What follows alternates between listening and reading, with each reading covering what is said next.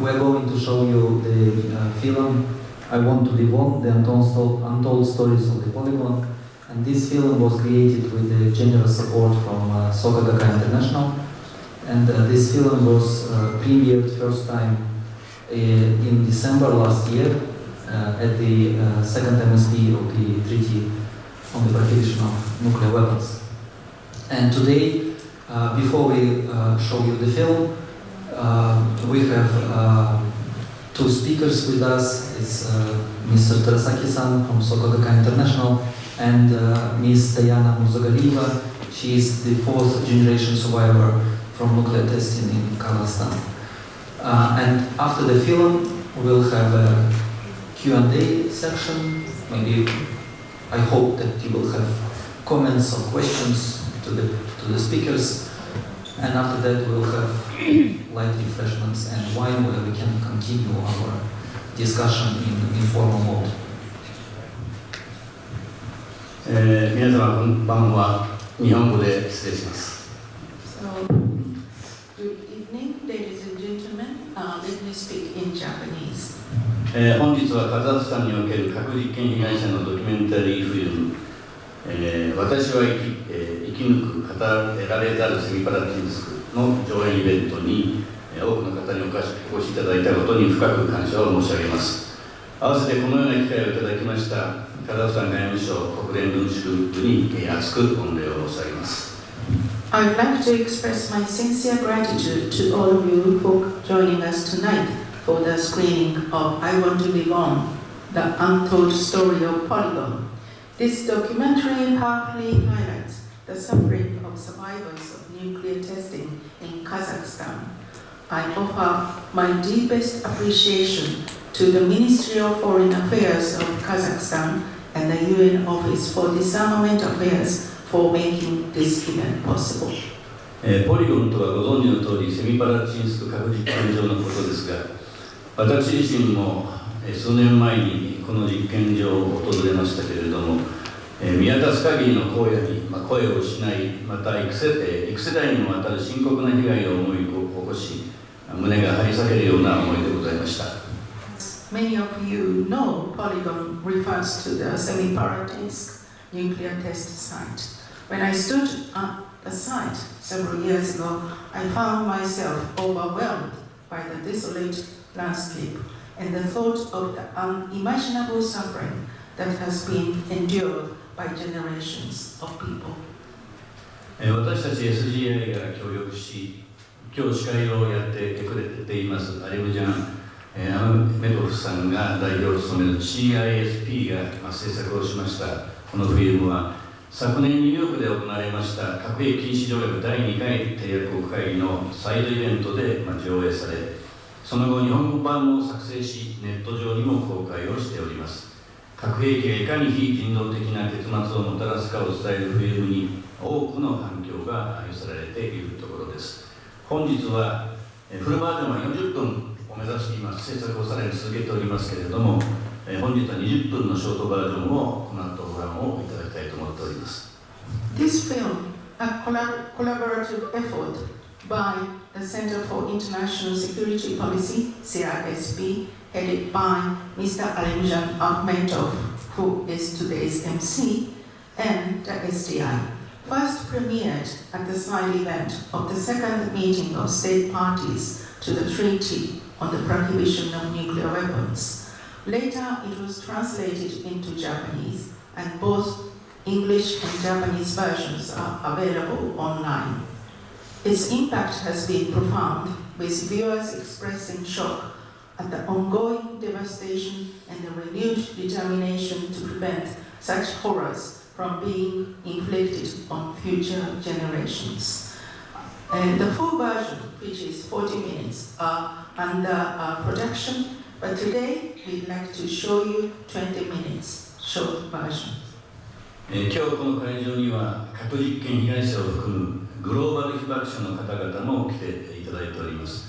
現在世界は冷戦後かつてない核兵器使用のリスクが迫る厳しい情勢下にありますけれども、被爆者、被害者の人たちの声こそ私たちが立ち返るべき原点でなければならないと思います。We are honored to have global hibakusha, including victims of nuclear testing, with us tonight. Their presence is a stark reminder of the human cost of nuclear weapons, particularly as the world faces an increasingly perilous nuclear landscape. さらに本日はカザフスタン国内から核実験被害者4世であられるディアナ・オルダ・ガリエワさんが来ておられます。真ん中の若い女性です。この後ご自身とご家族の被爆体験についてお話をいただけることに心から感謝を申し上げます。We are also privileged to welcome Ms. Diana Luisa Kalieva, who is sitting in the center on the stage, a fourth-generation victim of nuclear testing from Kazakhstan, who will share her and her family's experiences. 明日8月29日は国連が定める核実験に反対する国際デーです。また、明年は広島・長崎の被爆から80年の時を迎えます。私たち SDI は核兵器は絶対悪であり、人類の生存の権利を断固守り抜くために核兵器は廃絶すべきである、このことを信条としながら活動を進めております。核軍拡から核軍縮へ、核兵器なき未来へと歴史のコースを転換するためにも、私ども市民社会こそが連帯をし、時代を担う青年とともに核兵器とはどういう存在なのか、このことを常に問い続ける活動でありたいと思っています。Tomorrow, August 29th, is the United Nations International Day Against Nuclear Tests. Also, next year, as you know, is going to commemorate 80th year's anniversary of the nuclear bombings in Hiroshima and Nagasaki. The SDI family believes that nuclear weapons are an absolute evil and must be eliminated to protect humanity's right to survival. We, civil society, should be working alongside the members of the younger generation to raise awareness and also asking ourselves what is the nature of nuclear weapons. なお、証言映像の上映後には Q&A のセッションもございますので、ぜひ有意義な意見交換の機会となれば幸いと存じます。Following the film, we will have a question and answer session where I look forward to open dialogue and meaningful exchange. 本日はお越しいただき心から感謝を申し上げます。大変ありがとうございました。Thank you again for your being with us here tonight.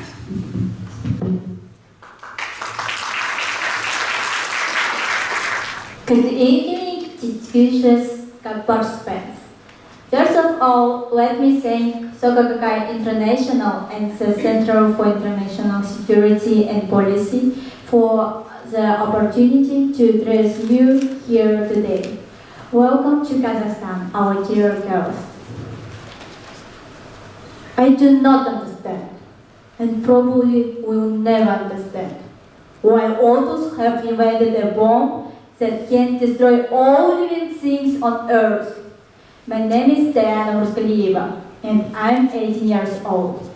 I could not speak until I was 9 years old because I was diagnosed with dysarthria, a mild form of cerebral palsy. That led to a delay in speech development. Parts of my tongue and face were paralyzed, similar to what an adult might experience after a stroke. According to doctors, my condition was caused by nuclear tests conducted near my hometown of Semey and the resulting polluted environment. My tongue did not function properly, making it difficult to articulate words. No one could understand me, not even my relatives. While other children were reciting poems and singing songs, I remained silent, because no one could understand me when I spoke. Imagine how parents feel when they are waiting for their children's first word only to be met with silence. Imagine how a child feels when overwhelmed with emotions but unable to express them through words. I didn't understand why I couldn't do what many people did so easily. Why was it unbearably difficult for me to say a single word properly? I didn't understand why I was teased and laughed or why I was different from everyone else. I spent my entire childhood in rehabilitation centers and hospitals where I saw children with more severe diagnoses. It was all thanks to nuclear testing over the years, which affect unborn children through generations, including me. Nuclear tests conducted year after year are still harming us or altering our lives. And also children are born already dormant to painful treatments and rehabilitations. Many are adopted, orphaned, and exposed to bullying. By the age of 9, I had recurrent against all doctors for it. However, the effects of nuclear tests later impact my legs, deforming my bones and making it difficult for me to walk. I underwent 4 complicated surgeries, spent a year in a wheelchair, remained for 2 years, and had to learn to walk again. Despite the severe physical and psychological pain I got, I began to reflect on everything that was happening to me and its reasons. I promised myself that I would find for the environment and for the of children with disabilities. When I was 14, I wrote a fairy tale about the dreams of children with disabilities and environmental problems. At the age of 15, I published a small edition of 200 copies and started to sell them, and all the proceeds went to the treatment of children with oncology. I'm also developing an application for people with speech impairments so that they can be understood by others. As no one else understands how it feels when you're not understood by others, and wrote a script for an animated movie to educate children to reflect the environment and children with disabilities. Now I found the project Inclusive Academy, where volunteers from different countries help children with disabilities. I started to learn more about nuclear testing and its implications. My mother has been unable to hear in 1 year since childhood and is also insulin dependent due to type 1 diabetes. My grandmother had cancer and is no longer alive. I remember my grandmother saying that when she was young, she would get headaches during nuclear tests, and any scratch on her skin would take a long time to heal, or even worse, would fester. This was an indication that her immune system was compromised.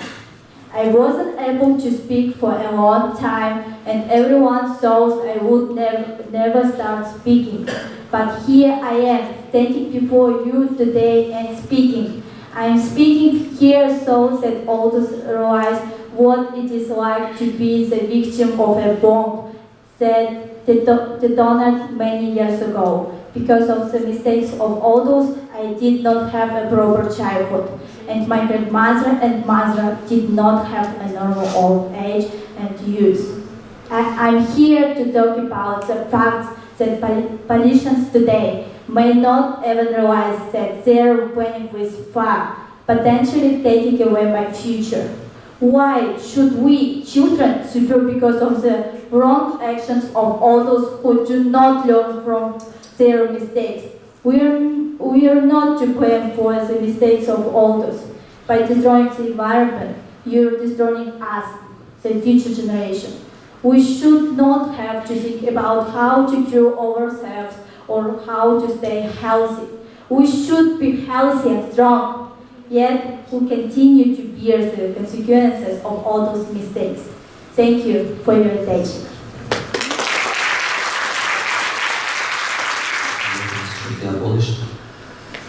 Yes, and now I invite you to see the film.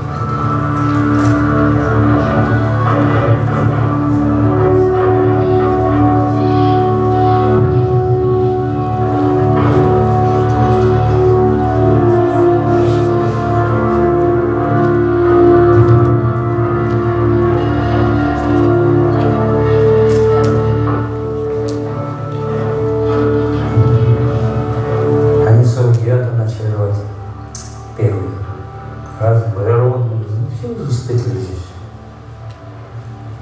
А нас, так говорится.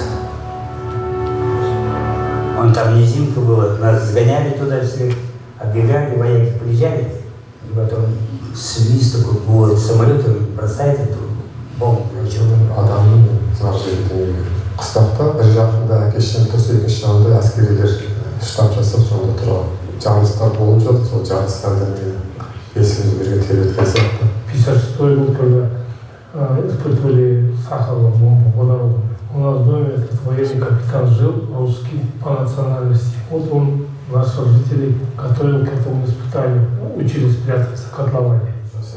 Ол кезде мен үшінші сынып оқимын, есімде апайым қалай қайтыс болып жатқанда өзімен тұрды. Осталось 5 секунд. 4, 3, 2, 1, 0.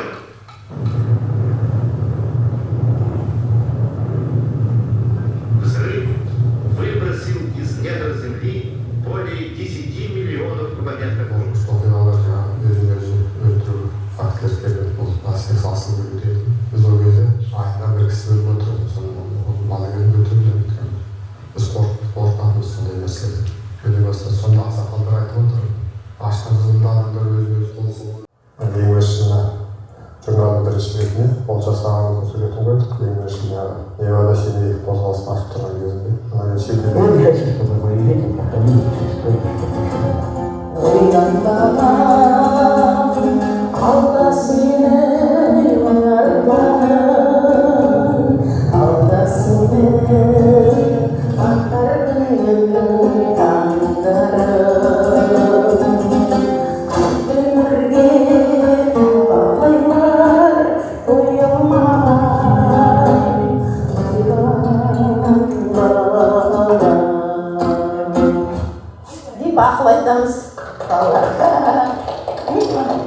конкретными реальными цифрами, с конкретными реальными судьбами, он бы предостерег другие государства от разработок ядерного оружия, его испытаний и тем более применения. болашақта осы тарихты зерттеген осы документтерді кейін қарайды деп ойлаймын. Қаншама қиналған адамдардың өмірі туралы жаңа айтып өттік. И не молчать здесь, надо говорить. А правительство надо работать, для того они и назначены. Бізге жақсы ойласа ол үкіметтің қолында. Да, я понимаю, что наше государство очень молодое.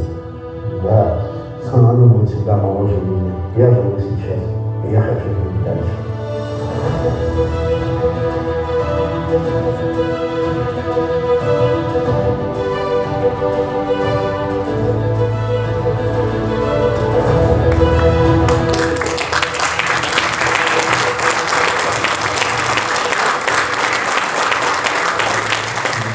Not only to tell this story, but also to live with this, to live and like in Kazakhstan nowadays, with the new Kazakhstan, it is allowed to push some legislations by society, by public. So Village Znamenka, it's 60 kilometers from Semey city. And if something happens, they wait for the ambulance from the city. It takes much time while the doctor will arrive. Or another village we visited, it was 20 kilometers from Semey, and the doctor arrives there twice a week only. And I think that Kazakhstan government, being very active on international arena, should be also provide significant support to that region, not only taking initiatives on.